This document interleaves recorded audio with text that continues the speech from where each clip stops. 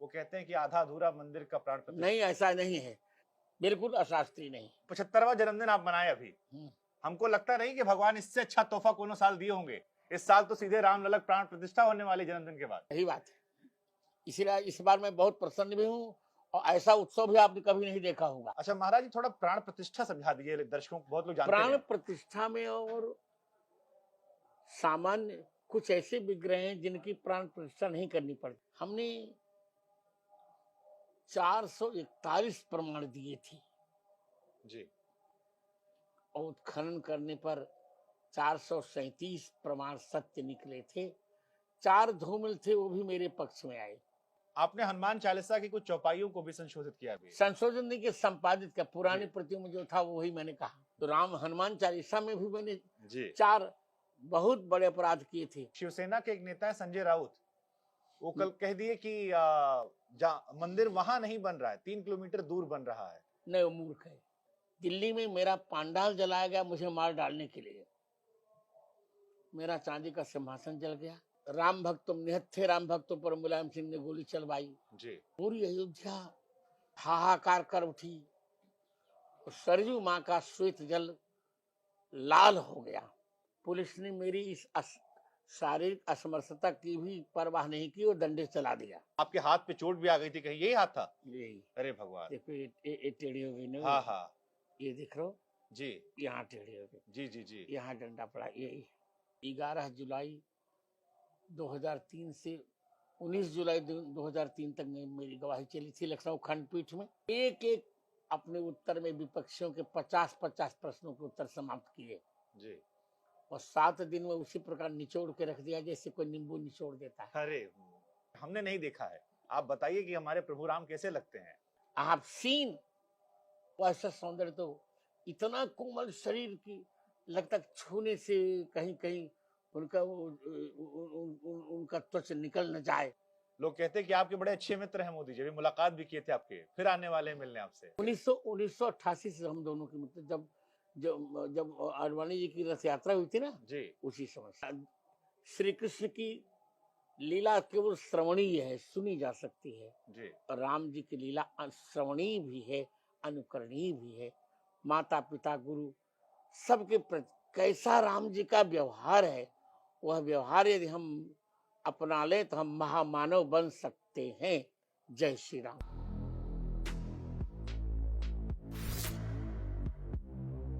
नमस्कार, आपके साथ मैं हूं शुभांकर मिश्रा और आज जो मेरे मेहमान हैं वो बहुत खास हैं क्योंकि उन्हें आप सनातन धर्म का रक्षक कह सकते हैं।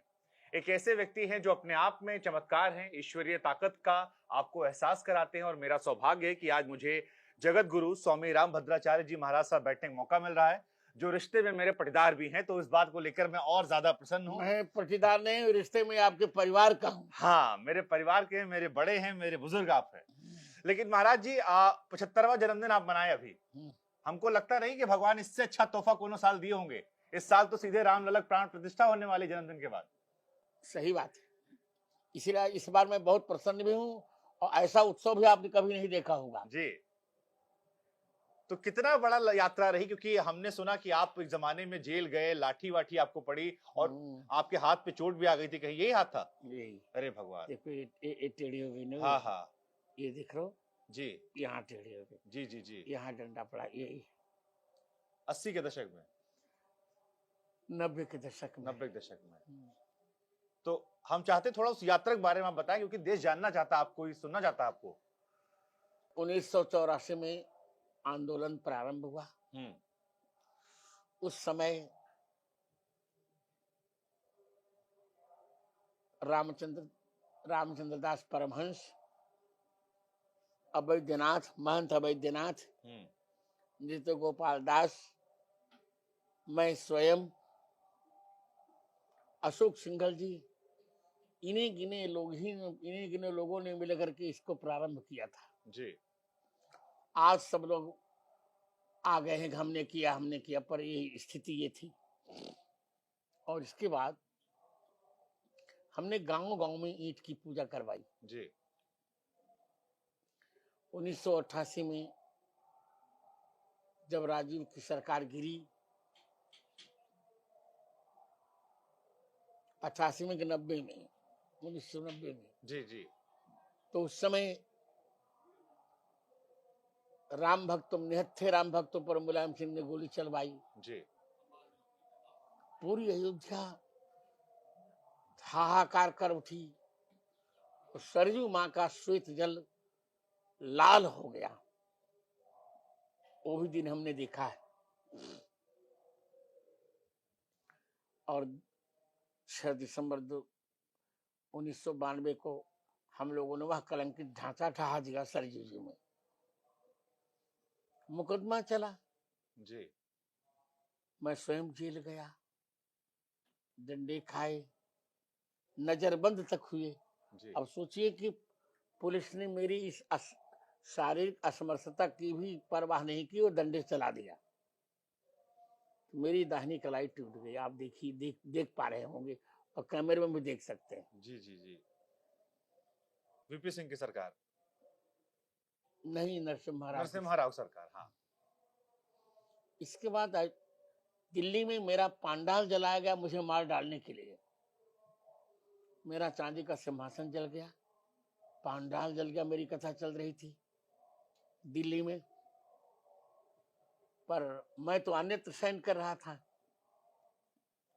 दमन जितना दमन करते बना उतना दमन सरकारों ने किया मेरा। जी और संतों ने समझौता कर लिया, पर मैंने कोई समझौते नहीं किए। जी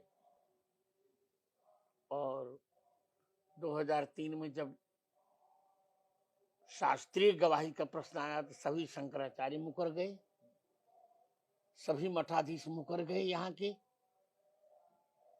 सबने कहा मेरे ठाकुर जी मना कर रहे हैं। मैंने कहा सुनो, मैं वशिष्ठ गोत्रीय ब्राह्मण हूं और नियम है कि जिस मुकदमे में वादी नाबालिग होता है, अवयस्क होता है, जी वहां माता पिता गुरु ही पक्ष लेते हैं। मैं उनके गुरु गोत्र का हूं। जी मेरे पूर्वजों ने राम जी का नमक खाया, मैं भी राम जी का ही नमक खा रहा हूं। मेरे ठाकुर मना भी करेंगे तो मैं कह दूंगा तुम चुप रहो, मैं जाऊंगा, तुम अभी अवयस्क हो। जी और मैं गया।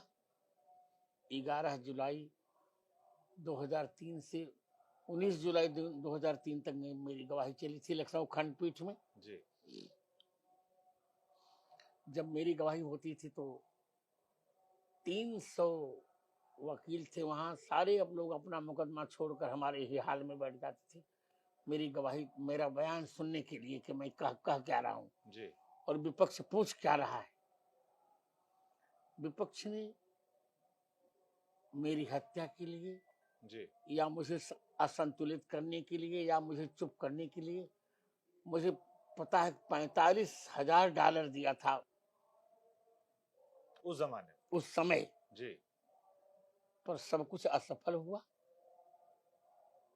और भारत माता के आशीर्वाद से, राघवेंद्र जी के प्रताप प्रसाद से मैंने एक एक अपने उत्तर में विपक्षियों के 50-50 प्रश्नों के उत्तर समाप्त किए जी और 7 दिन में उसी प्रकार निचोड़ के रख दिया जैसे कोई नींबू निचोड़ देता है। अरे तो हम चाहते हैं महाराज जी आप बताइए कैसे कैसे मैं जी बोल रहा,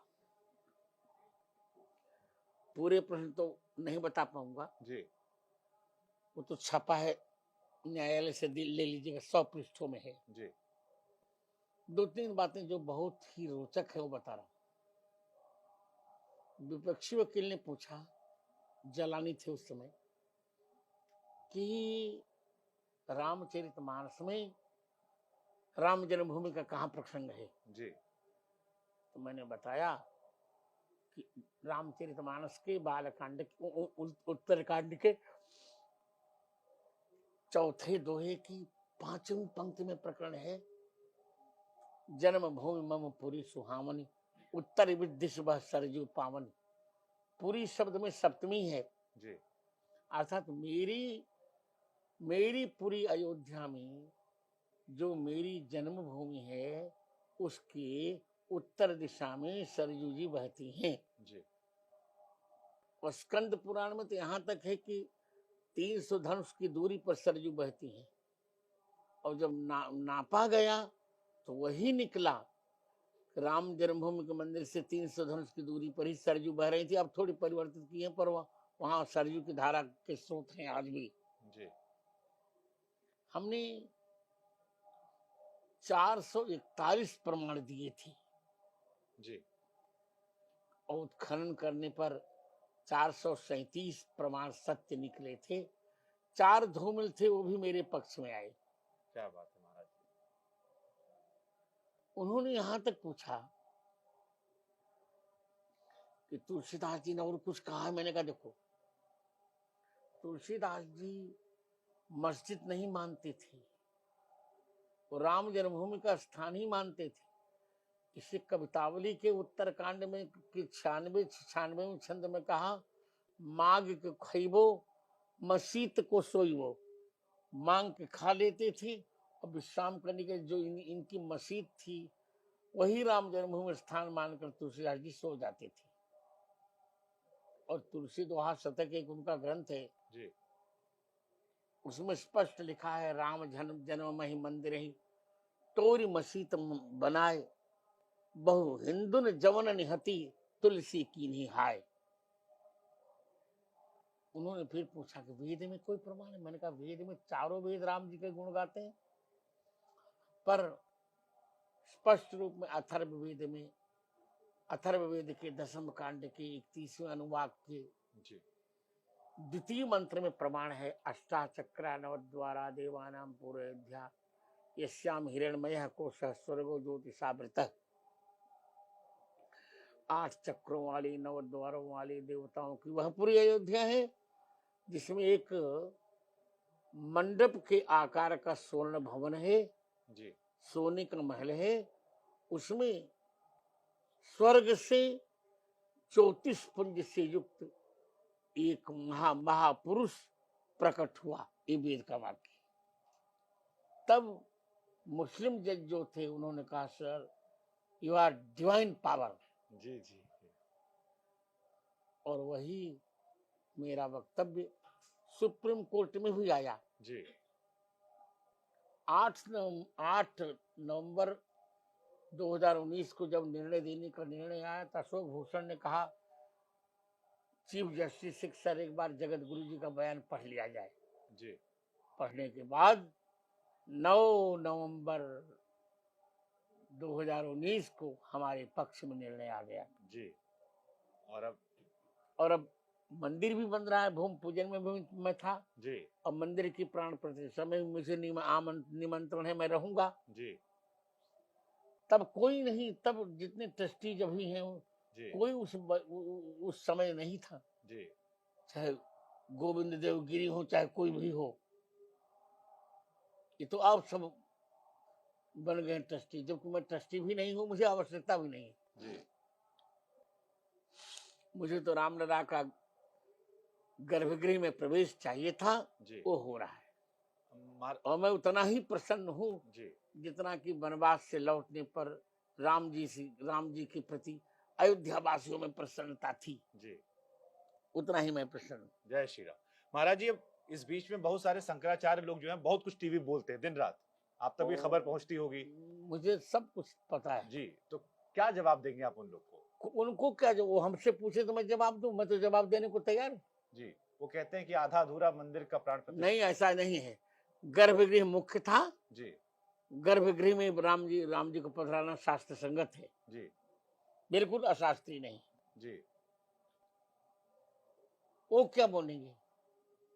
मैं भारत में आज आप वशिष्ठ गोत्री हैं, मैं बहुत गर्व से कह रहा हूं कि भारत का आचार्य जी। आज मेरे सामने 5 मिनट भी शुद्ध संस्कृत नहीं बोल सकता। जी।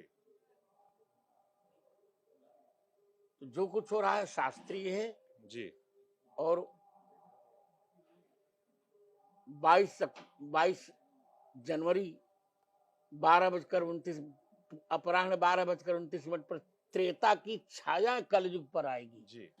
उसी समय पुनर्वसु नक्षत्र होगा, उसी समय रामचंद्र भगवान राम गर्भगृह में प्रवेश कर जाएंगे। जी। आपको जज साहब ने डिवाइन पावर कहा था और हमने ये भी सुना है कि आपने रामलला के दर्शन भी किए हैं। राजा राम को आपने एक बार आपकी उनसे मुलाकात हुई, हम चाहते हैं, क्योंकि हमने नहीं देखा है, आप बताइए कि हमारे प्रभु राम कैसे लगते हैं? बहुत प्यारे लगते हैं, बहुत प्यारे लगते हैं।